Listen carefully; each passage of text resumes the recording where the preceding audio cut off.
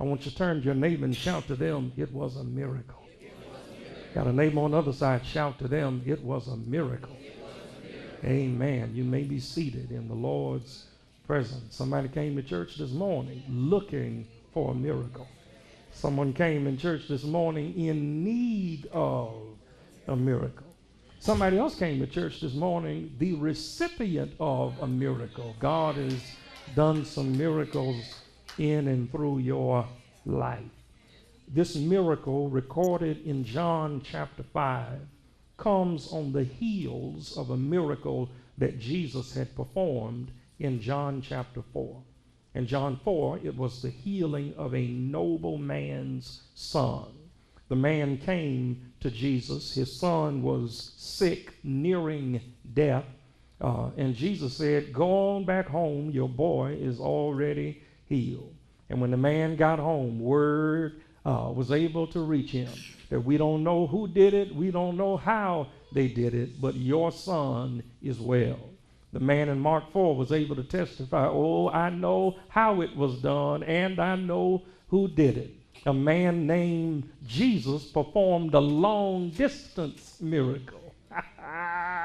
Saints don't know when to shout. Aren't you glad that we serve a God and Christ who can perform long-distance miracles? Sometimes you can't make it to where your problem is, but Jesus is already there. He's everywhere at the same time. This miracle in John chapter 5 occurs on a feast day. We are not told what feast day it was. We do know that this feast day was celebrated in the city of Jerusalem, the capital city of Palestine. This is where all the believers came whenever they were going to worship God together. This particular feast, most scholars agree, was probably the annual feast of Passover. That means that there was a massive crowd of people who had already gathered at one of the gates that led into the city. It was called the Sheep Gate. It had that name because when sheep were sacrificed, they had to go out of that gate in order to be prepared for sacrificial offering. It was a massive crowd gathered at a meaningful place, and just outside of the sheep gate was a pool. This was not a chlorinated pool. This was a God-ordained pool. The pool was surrounded by 5 porticos or by 5 porches. And underneath those porches, Sister Artavia, were men and women whose bodies did not work. We are told in the text that there were those gathered under those porticos. According to verse 3, some of them were sick, some of them were blind, some of them were lame, and others were withered. To be withered meant to be dried up. That means they suffered essentially paralysis from head to toe. Massive crowd of people at a meaningful place, suffering with dreaded diseases.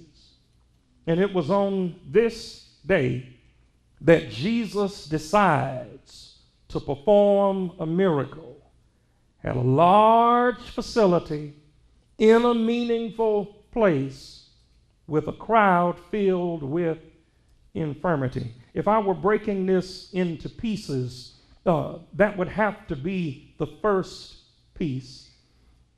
That some of your miracles require crowd size. Some of your miracles require crowd size. The psalmist in Psalm number 23 and verse 5, the psalmist says, "Thou preparest a table before me in the presence of mine enemies." Dr. J.L. Cash, many of you know Dr. Cash. he said some years ago that whenever you see your enemies show up, set the dinner table because God is about to throw you a party. Okay, here's what I'm getting at. Y'all slow on first Sunday. Here's what I'm getting at. Some miracles will not occur until a crowd gathers. Okay, all right, okay. Maybe it's ain't for you. Somebody is wondering why God has not done it yet. And it could be because it has not attracted a large enough crowd. It is not by accident that we are told that this miracle occurs not only in Jerusalem, which produced its own crowd, it also occurs on a feast day, which brings even a more enormous crowd.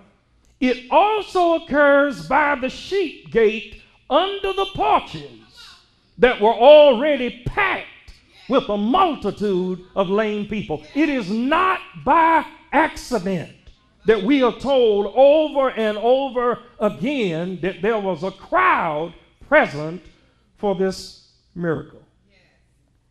And as quiet as it is kept, some stuff in your life won't move until a lot of people are looking. I know it's not comfortable. I know you wish the Lord would do it in the back, in the corner, with the doors closed. Lord said, no, some of the stuff I'm going to do for you, I got to do it out in the open so a whole lot of people can see what it is that I'm up to. Some miracles require crowd size. That's not all. Second thing is birthed out of this text, if I was breaking it into pieces, is found in verse 5 through verse 8. It is this: some miracles are responses to problem size. Not everybody's problems are the same size. Sister Lisa, I wrestled with this text so much. All week long, I wrestled with this text. I said, Jesus, did you perform a healing at the feast day in John chapter 5? He said, yeah, I sure did. I said, Jesus, was it in Jerusalem? He said, yeah, it was in Jerusalem. I said, well, what was the location? He said, the pool by the sheep gate. I said, Jesus, there are 5 porches near that pool, and you ain't healed but one man? He said, that's true, Thorpe. I didn't heal but one of them. I said, well, Jesus, why you healed him and didn't heal nobody else?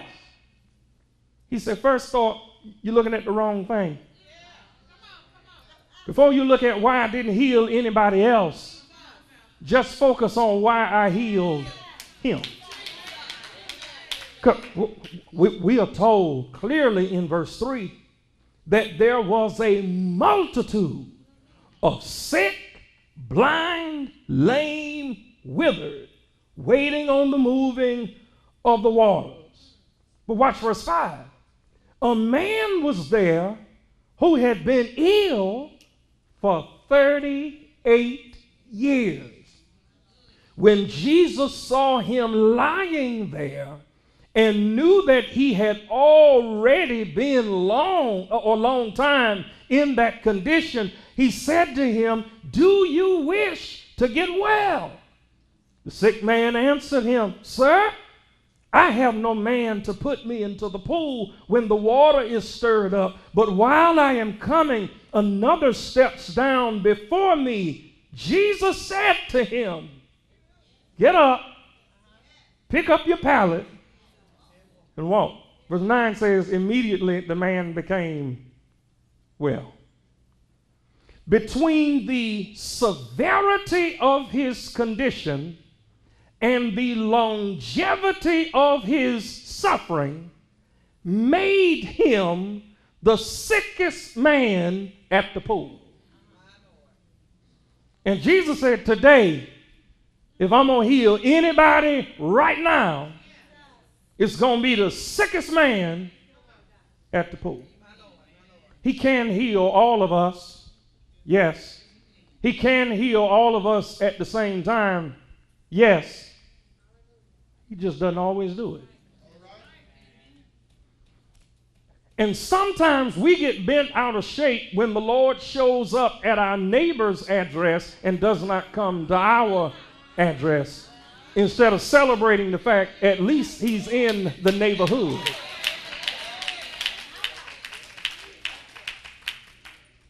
Have you ever wondered? Here's what I recommend you do. Because I get to serve in a position like this. I get to stand up here and look out at wonderful folks like you. And many of you, because of how I know you and what I've watched you go through, your neighbors don't know it, but I do. I have some internal memories that I roll over constantly in my mind about what God has done in your lives. Hey, can I be honest? There are some mountains that God has already brought you over that I haven't had to cross yet. I can look at you eyeball to eyeball, face to face. I know what many of you have gone through. I have stood at bedsides with you, helping you make difficult decisions. I know what a lot of you have gone through. Some of you, I know what your issues are. I know what your prayers are. I know what you're asking God to do. Here's what I'm getting at, Sister Angie. Sometimes when I sit next to y'all, my problems don't seem as big as I thought they were. We don't have the record of any of the other sick folks complaining that Jesus healed this man and didn't heal anybody else. Nobody says a word. They probably were saying, we've been here for the last 2 years. Cuz over there been here for the last 3. Bro over there been here for the last 5. Sister over there been here for the last 8. But this man has been here for 38 years. Hey, we know he was sick for 38 years. We don't know how long he was laying at the pool, but it had to be a long time. And watch this. They were able to observe that even though he was sick, he was still trying. Every time the waters got disturbed, I'll try to get to that in a moment, he tried to get in. Can you imagine, Sister Alex, how many times he tried? At a minimum, let's just say he was there for 20 years. And the way that this water worked, when the water got troubled, whoever got in first is the one who got healed. Well, this man couldn't get himself in. He could try to crawl, but what he really needed to have a fighting chance was for somebody to pick him up, drop him in. Which means either he had no friends, or he had no money to pay someone to keep him on standby. And he'd been sick for 38 years. I want to make a recommendation to you every now and then. When you think your situation is bad, just think about what somebody else is going through. Your head will raise just a little bit higher when you recognize that not only am I not the only pebble on the beach, there are others who are suffering with more than what I am suffering with. Some miracles require crowd size. Some miracles are responses to problem size. Hey, that's why I never get bent out of shape. Doesn't matter where I am, this church, somebody else's church. I never get bent out of shape when someone's praise or worship is more animated than mine. I see folks dance. I see folks run. Doesn't bother me a bit. They dance whole service long. Don't bother me a bit. You know why? I don't know what they're shouting on top of. Okay. Everybody's shout, everybody's holler, everybody's dance, everybody's clap is not the same. Some of us are running on top of some stuff. That means that something happened to us. We wish we could forget it, but because we can't forget it, we just shout on top of it. I wish I had somebody who knew what I was talking about. So I don't get bent out of shape because I don't know what they're shouting on top of. Second reason, I don't know what they're shouting their way out of. I don't know what God just brought them through. Because the reality is, if God had brought you out of what he brought them from, you wouldn't be complaining. You'd ask them, pause the music, let's change partners. Some miracles are responses to problem size. Let me hasten on. Here's the third element I believe is contained in the text. Some miracles are pint size. Oh, you mean some miracles are little? Not in the fact that the miracle is little, but compared to God, the method is little. What are you getting at, Pastor Stark? A pint-sized miracle is a miracle that God doesn't even have to do himself. It's in the text. Don't miss this. Don't miss it. Don't read over this. The reality of the text, beginning in verse 2, there is in Jerusalem by the sheep gate a pool, which is called in the Hebrew Bethesda, having 5 porticos or 5 porches. In these lay a multitude of those who were sick, blind, lame, and withered, waiting for the moving of the waters. For an angel of the Lord went down at a certain season into the pool and stirred up the water. Whoever then, first after the stirring of the water, stepped in was made well from whatever disease with which he was afflicted. This was a pint-sized miracle because God didn't have to do it.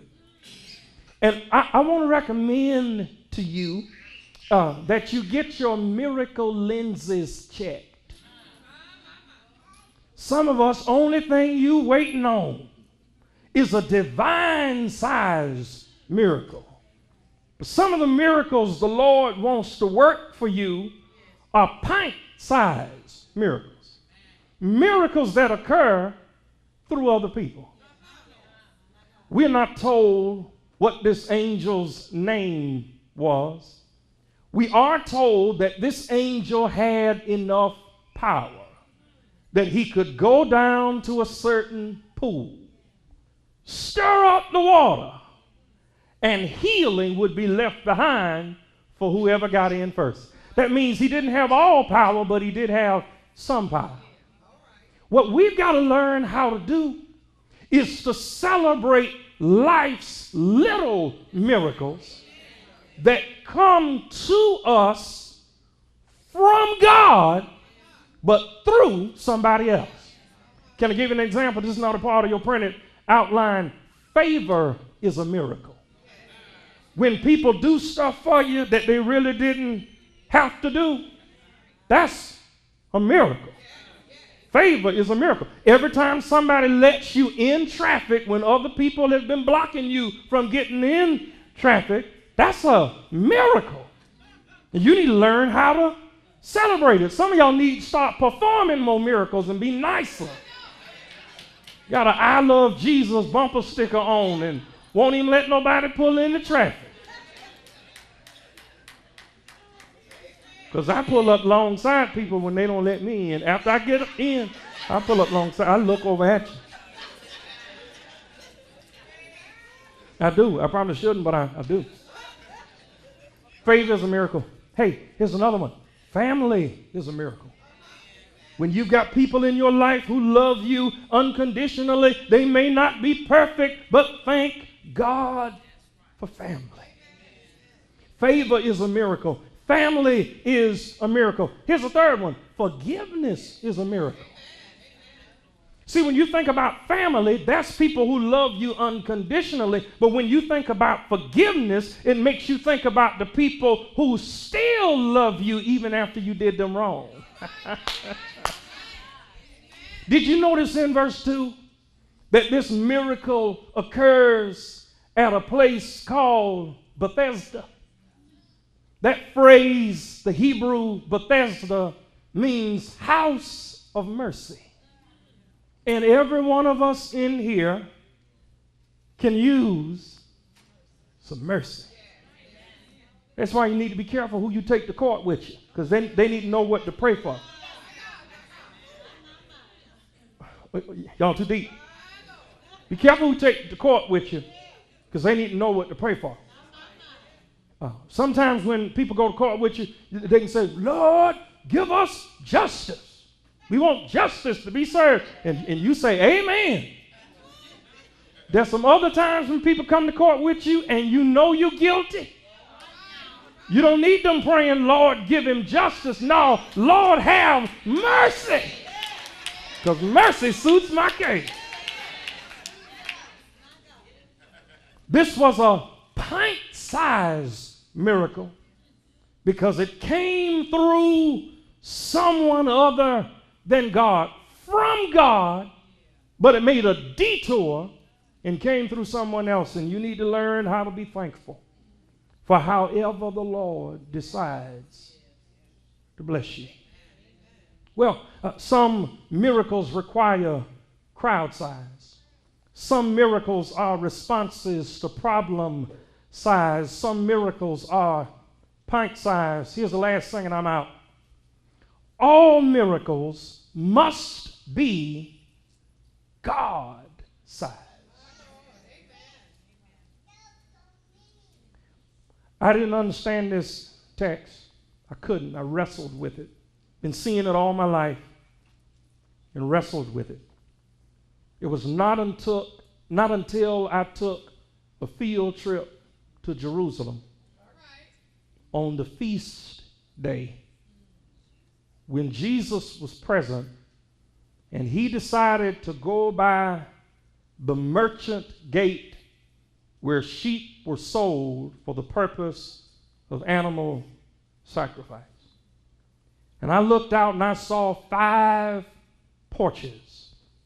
And under those porches were multitudes of sick people. They fell under all types of circumstances. Some of them were sick, some were blind, some were lame, others were withered, paralyzed from head to toe. And all of them were waiting on the moving of the water. And I stood there, not next to Jesus, but right in front of Jesus. Because I wanted to see something that I had never seen before. I wanted to see the direction of Jesus' eyes. Here's what I saw. 5 porches. Multitude of people gathered. They were there for the feast day.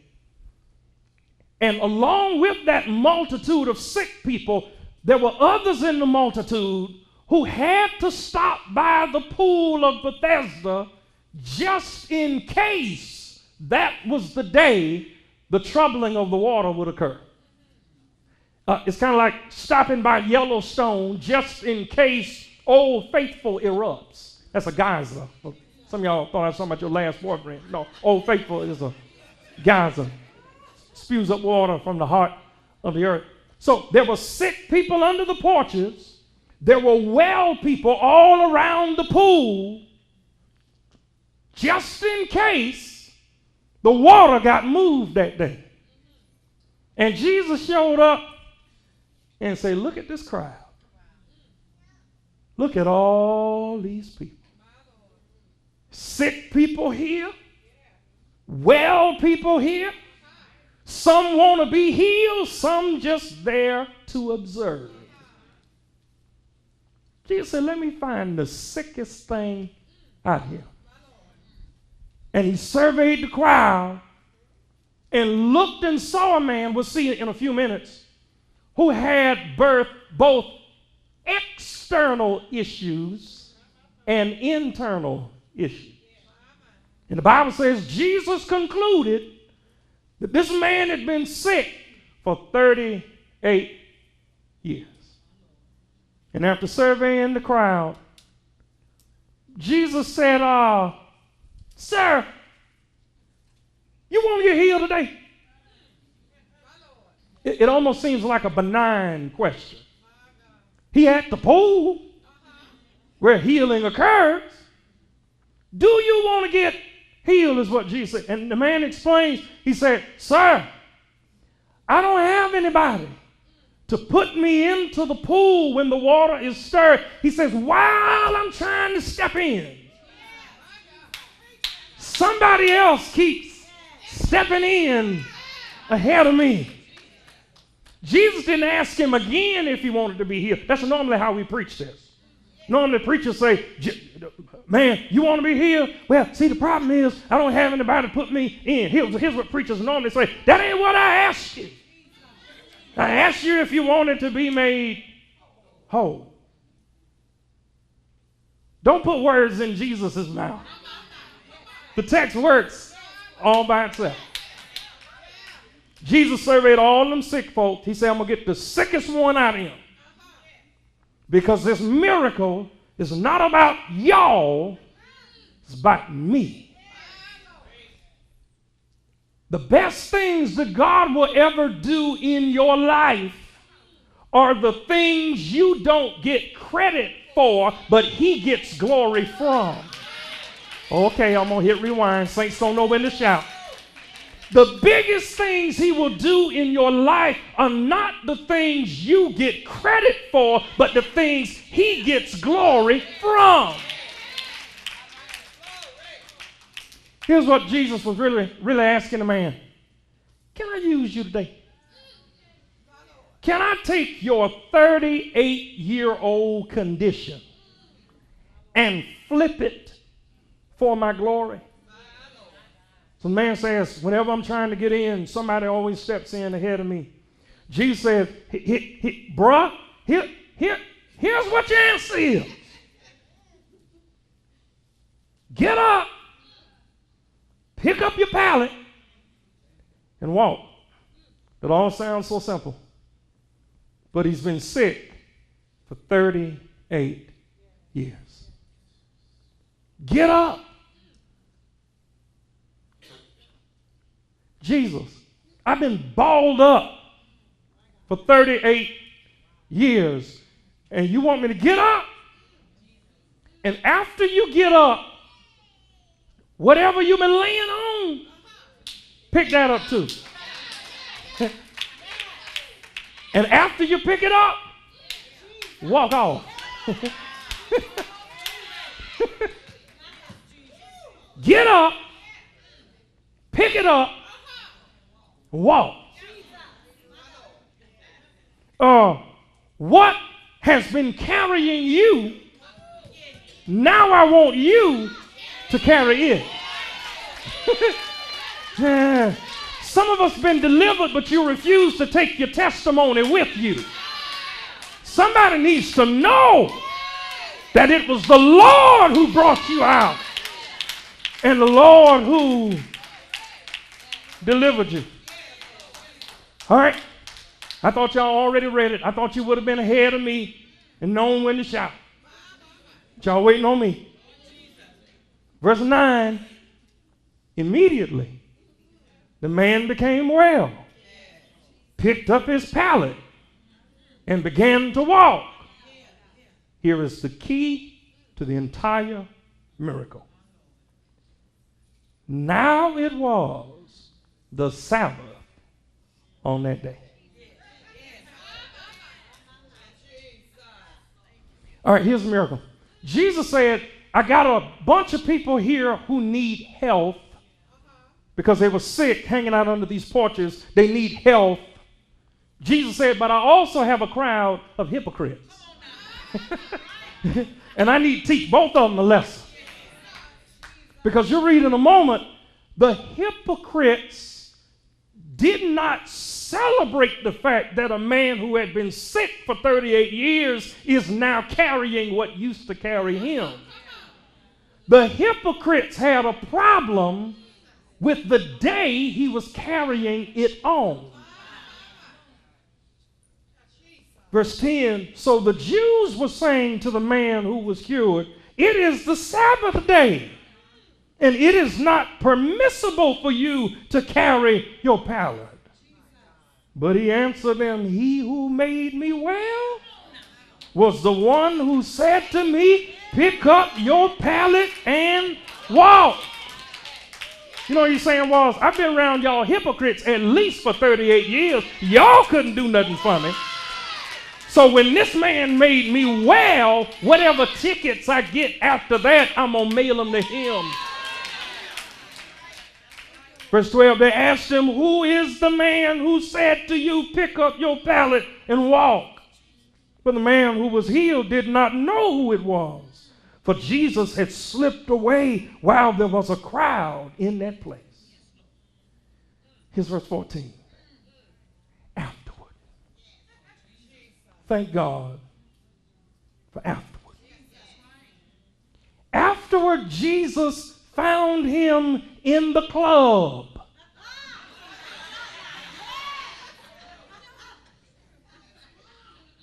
Afterward, Jesus found him under the tree playing checkers, smoking a blunt.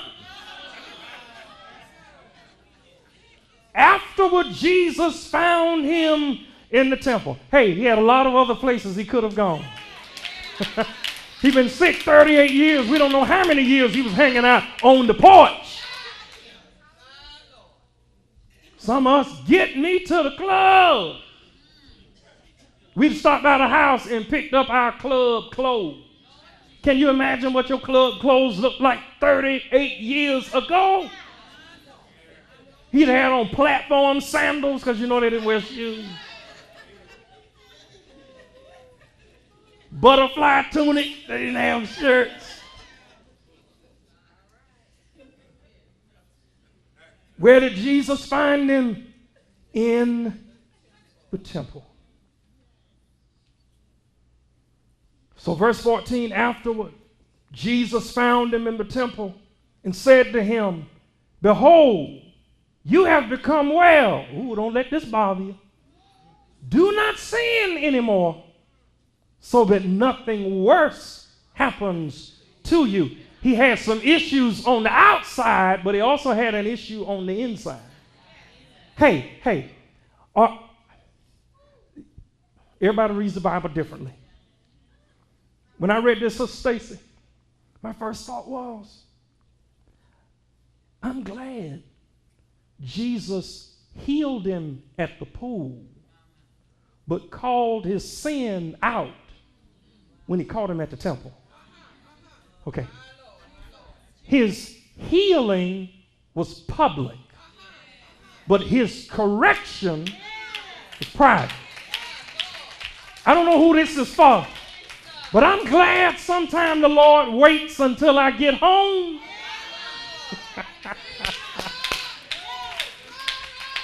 To correct me on the mistake I made outside of the home. I'm glad that he'll bless me in public and cover the parts of me that I don't want nobody to see. And he waits until he gets me into the house to speak life over me. So he waited till he called him in the temple and said, don't sin anymore, so that nothing worse happens to you. The man went away and told the Jews that it was Jesus who had made him well. For this reason, the Jews were persecuting Jesus, because he was doing things on the Sabbath day. But he answered them, my Father is working until now, and I myself am working. For this reason, therefore, the Jews were seeking all the more to kill him, because he not only was breaking the Sabbath, but also was calling God his own Father, making himself equal with God.